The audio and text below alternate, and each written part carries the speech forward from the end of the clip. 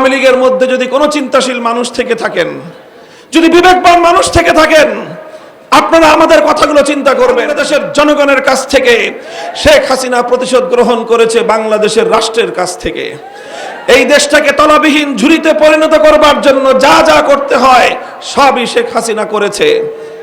আর আপনারা শুনলে আশ্চর্য হবেন যে শেখ হাসিনা শুধু বাংলাদেশের মানুষের কাছ থেকে এই প্রতিশোধ গ্রহণ করেনি, সে প্রতিশোধ গ্রহণ করেছে স্বয়ং তার দল আওয়ামী লীগের কাছ থেকে। শুনলে অনেকে আশ্চর্যান্বিত হবেন যে এটা কেমন কথা।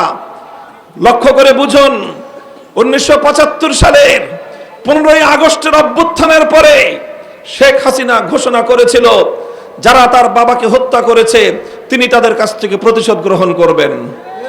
এরপর শেখ শুরু হলো তার রাজনীতি। 1975-এর 15ই আগস্ট থেকে 2024-এর 5ই আগস্ট পর্যন্ত শেখ হাসিনার 50 বছরের রাজনীতি ছিল তার সেই প্রতিশোধ গ্রহণ করার অভিপ্রায়ের রাজনীতি। তিনি কাদের কাদের কাছ থেকে প্রতিশোধ গ্রহণ করেছেন? কারণ তার বাবাকে খুন করেছিল যারা, তারা ছিল আওয়ামী লীগার। তার বাবাকে খুন করার পরে রাষ্ট্র গঠন করেছিল, সরকার গঠন করেছিল যারা, তারাও ছিল আওয়ামী লীগের নেতাকর্মী।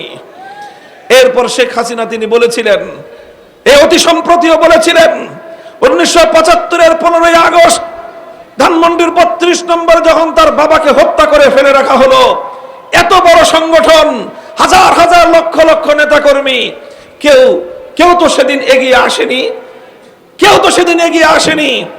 তার অর্থ হলো শেখ হাসিনার অনেক অন্তরের মধ্যে এই আওয়ামী লীগের প্রতিও বিদ্বেষ ছিল এবং তিনি তার তিলে তিলে দেশের থেকে, দেশের জনগণের কাছ থেকে এবং এমনকি আওয়ামী লীগের কাছ থেকেও তিনি প্রতিশোধ গ্রহণ করেছেন। তার যে বাবাকে হত্যা করা সহ তার পরিবারের হত্যাকাণ্ডের জন্য তিনি আওয়ামী লীগকেও দায়ী করতেন। আওয়ামী লীগ সেদিন 15ই আগস্ট কেন এগিয়ে আসলো না? তারাও শেখ হাসিনার দৃষ্টিতে আসামির কাঠগড়া বিদ্যমান ছিল। আর তিনি এভাবেই আওয়ামী লীগের রাজনীতিকে বাংলাদেশে এমন ভাবে মাটির নিচে ধসিয়ে দিয়ে গেছেন, আর কোনোদিন যেন বাংলাদেশে কেউ আওয়ামী লীগের নাম নিয়ে মাথা উঁচু করে দাঁড়াতে না পারে। তিনি এই ব্যবস্থা করেছেন সুপরিকল্পিত ভাবেই। আওয়ামী লীগের মধ্যে যদি কোনো চিন্তাশীল মানুষ থেকে থাকেন, যদি বিবেকবান মানুষ থেকে থাকেন, আপনারা আমাদের কথাগুলো চিন্তা করবেন। বাংলাদেশে গণ আন্দোলনের মুখে, গণবিক্ষোভের মুখে এর আগেও অনেক সরকার রাষ্ট্র ক্ষমতা ছেড়ে দিতে বাধ্য হয়েছে।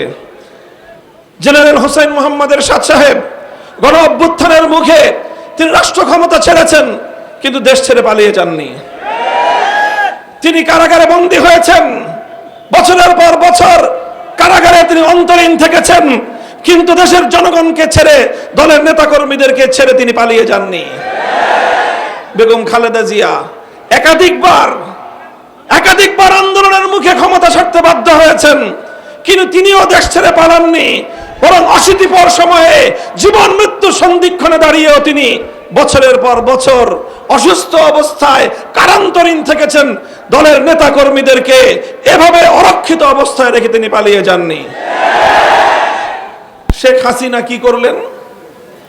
তিনি এই 5ই আগস্টের আগ মুহূর্তেও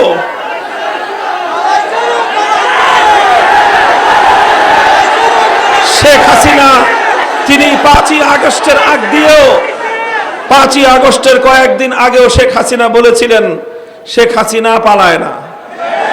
বলেছিলেন, এদেশের মানুষ শুনেছে, সারা পৃথিবীকে তিনি শুনিয়েছেন শেখ হাসিনা পালায় না, আওয়ামী লীগ পালায় না। আমি আপনাদেরকে জিজ্ঞাসা করতে চাই, 5ই আগস্ট দুপুর বেলায় শেখ হাসিনা বাংলাদেশের গদি ছেড়ে, বাংলাদেশের মানচিত্র ছেড়ে, এদেশের মাটি এবং বাতাস ছেড়ে শেখ হাসিনা পালিয়ে গেছেন না যান নাই? এখন কোথায় থাকলো তোমাদের কথা? আওয়ামী লীগার যারা শেখ হাসিনার সুরে সুর মিলিয়ে বলেছিল শেখ হাসিনা পালায় না, এখন তোমরা কি বলবা শেখ হাসিনা পালায় কি পালায় না? কেন করলো শেখ হাসিনা এই কাজ? শেখ হাসিনার ইন্টেলিজেন্স বাহিনী ছিল, রাষ্ট্রীয় সকল গোয়েন্দা বাহিনীর বাইরে তার নিজস্ব আলাদা গোয়েন্দা বাহিনী ছিল। তারা অবশ্যই তাকে বলেছিল যে আপা যে অবস্থা ক্ষমতায় থাকা যাবে না। কিন্তু তিনি পণ করেছিলেন বাংলাদেশের মানুষ, আওয়ামী লীগের লোকেরাও তারা জানতো, এদেশের মানুষেরও বিশ্বাস হয়ে গিয়েছিল লক্ষ মানুষকেও যদি খুন করতে হয়, লক্ষ মানুষের খুনের মধ্য দিয়েও শেখ হাসিনা গদিতে অটল থাকবে। কিন্তু শেষ পর্যন্ত পারে নাই। ইতিহাস প্রমাণ করে যে দেশের মানুষ হাসি মুখে প্রাণ দিতে জানে, যারা নিজেরা মরতে শেখে তাদেরকে কেউ মারতে পারে না। শেখ হাসিনা মারতে পারে নাই। শেখ হাসিনাকে নিজের তল্পিতল্পা সহ বাংলাদেশ থেকে পালিয়ে যেতে হয়েছে। এই পালিয়ে যাওয়ার মধ্য দিয়ে শেখ হাসিনা ঐতিহ্যবাহী এই দলটিকে সারা দেশের মানুষের সামনে কলঙ্কিত করে তুলেছে। বর্তমান পৃথিবীতে নিকট অতীতে এমন ভীরু, এমন ভিতুর ডিম পৃথিবীতে আর কোন জাতি তাদের ক্ষমতার মসনদে দেখে নাই। আমার বাংলাদেশের ক্ষমতার মসনদে এতদিন পর্যন্ত এই ধরনের একজন দায়িত্ব জ্ঞানহীন, এই ধরনের একজন ভীতু মানুষ ক্ষমতার মসনদে ছিল, এটা বাংলাদেশের মানুষের জন্য লজ্জার বিষয়। এই লজ্জার দায় আওয়ামী লীগের, এই লজ্জার দায় তাদের যারা শেখ হাসিনাকে এইভাবে বছরের পর বছর জোর করে ক্ষমতায় রেখেছিল। আমার আফসোস হয় আওয়ামী লীগের লোকজনের জন্য। আগামী দিনে তারা বাংলাদেশের মানুষকে কোন মুখে কথা বলবে, কোন মুখে মুখ দেখাবে? এই শেখ হাসিনার কথা আবার এসে বলবেন? যারা নিজের লক্ষ লক্ষ নেতা কর্মীদেরকে অরক্ষিত অবস্থায় রেখে শুধুমাত্র নিজের পরিবার পরিজনের লোকজনদেরকে নিয়ে, নিজের একটা ছেলে বিদেশে আগেই সেটেল করেছে, মেয়ে একটা ছিল ওটাকেও ইন্ডিয়ায় আগেই সেটেল করে দিয়েছে, তারপরে যা আত্মীয় স্বজন যা ছিল সবাইকে আগেই পাচার করেছে, সর্বশেষ একটা বোন ছিল সেই বোনটাকে সঙ্গে নিয়ে 16টা লাগেজ ভর্তি করে যা কিছু জমাইছে সব জমিয়ে হেলিকপ্টারে করে সেই জায়গায় যারা তার পরম বন্ধু সেই নরেন্দ্র মোদীর ঘরে গিয়ে আশ্রয় নিলেন। বাংলাদেশকে তিনি কলঙ্কিত করলেন, বাংলাদেশের মানুষকে তিনি লজ্জিত করলেন। যদি সৎ সাহস থাকতো, যদি নেতা কর্মীদের জন্য তার এতটুকু কমিটমেন্ট থাকতো, ভালোবাসার মায়া থাকতো, তাহলে গোটা দেশের আওয়ামী লীগকে এভাবে অরক্ষিত রেখে তিনি এভাবে পালিয়ে যেতে পারতেন না। আর পালাবেনই যদি,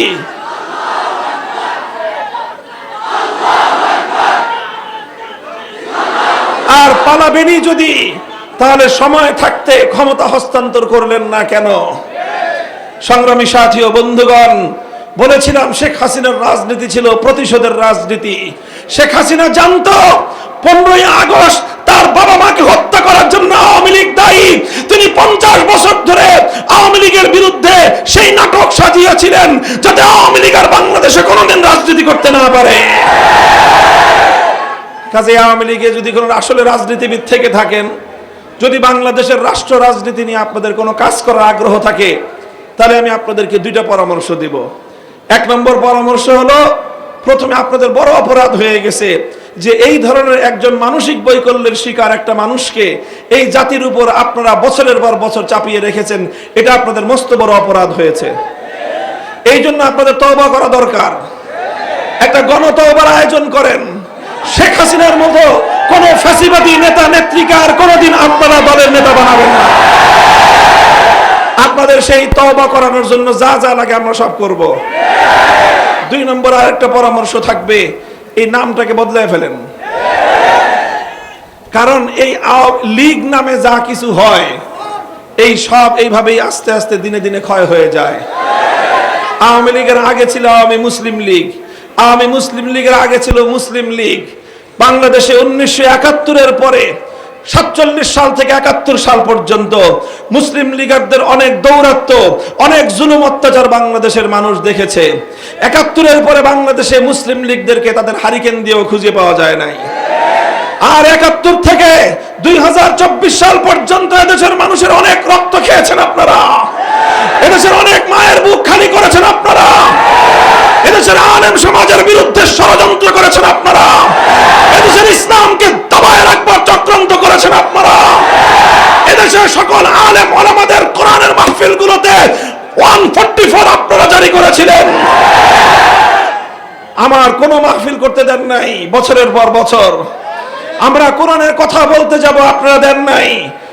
144 ধারা জারি করেছেন, 144 ধারা জারি করে কোরআনের মাহফিলগুলোকে বন্ধ করে দিয়েছেন। এদেশের আলেমদেরকে আপনারা নির্যাতন করেছেন, জুলুম করেছেন, হত্যা করেছেন, খুন করেছেন। সুতরাং এত হত্যার দাগ নিয়ে, এত খুনের রক্ত নিয়ে এই আওয়ামী লীগ আর বাংলাদেশের মানুষের সামনে আসতে পারবে না। সংখ্যালঘুদের উপর আওয়ামী লীগ যে নির্যাতন চালিয়েছে তার ইতিহাস, তার নজির ইতিহাসে খুঁজে পাওয়া কঠিন। আওয়ামী লীগ যেটা করত, সংখ্যালঘুদের উপর রাতের আধারে কালনাগিনী হয়ে ছোবল মারত, দিনের আলোতে তারাই আবার ওঝা হয়ে ঝাড়তে আসতো।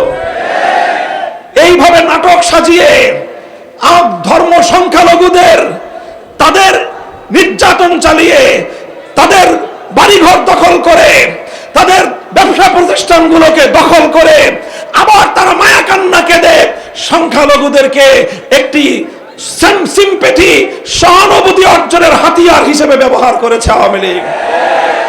এখন আর বাংলাদেশে শেখ হাসিনাও নাই, আওয়ামী লীগের রাজনীতিও নাই, সংখ্যালঘুদের উপর নির্যাতনের ঘটনাও নাই। বিগত এই 2 মাস, প্রায় 2 মাস কাছাকাছি সময় কোথাও কোনো মন্দির, প্যাগোডা অথবা খ্রিস্টানদের গির্জা কোথাও হামলা হয় নাই। কারণ হামলা করবে যারা, সেই সকল কুশীলব নাটকের নায়ক নায়িকারা নাই। এই জন্য এখন আর সংখ্যালঘু নির্যাতনের ঘটনাও ঘটে না। আমরা আলেম সমাজকে বলেছি, হেফাজতে ইসলামের নেতা কর্মীরা, খেলাফত মজলিসের নেতা কর্মীরা গোটা বাংলাদেশে সংখ্যালঘুদের জান মাল এবং তাদের ধর্মীয় স্বাধীনতা রক্ষা করবার জন্য অতন্দ্র প্রহরীর ভূমিকা পালন করেছে এবং করবে। সংগ্রামী সাথী ও বন্ধুগণ, আমার শেষ কথা হলো এই যে রক্তের বিনিময়ে, ত্যাগ আর কোরবানির বিনিময়ে আলেম সমাজ সবচেয়ে বেশি ত্যাগ এবং কোরবানি স্বীকার করেছে এই বাংলাদেশের ফ্যাসিবাদ মুক্তি সংগ্রামের ক্ষেত্রে। বছরের পর বছর আমরা কারারুদ্ধ থেকেছি, জালিমের সঙ্গে আপোষ করি নাই। আমরা বলতে চাই, এই ফ্যাসিবাদের সবচেয়ে বড় আক্রমণ ছিল ইসলামের বিরুদ্ধে। ইসলামের গোড়া কেটেছে, উপর দিয়ে কিছু পানি ঢেলেছে, কিন্তু গাছের গোড়া কেটেছে। আলেম ওলামাদের কথা বলবার রাস্তা বন্ধ করে দিয়েছিল তারা। সেই ইসলাম বিরোধী রাষ্ট্র সরকার তারা চলে গেছে। তারা চেষ্টা করেছিল বাংলাদেশের জাতীয় শিক্ষা ব্যবস্থায় হিন্দুয়ানি রীতিনীতিকে, হিন্দুত্ববাদকে প্রতিষ্ঠা করবার।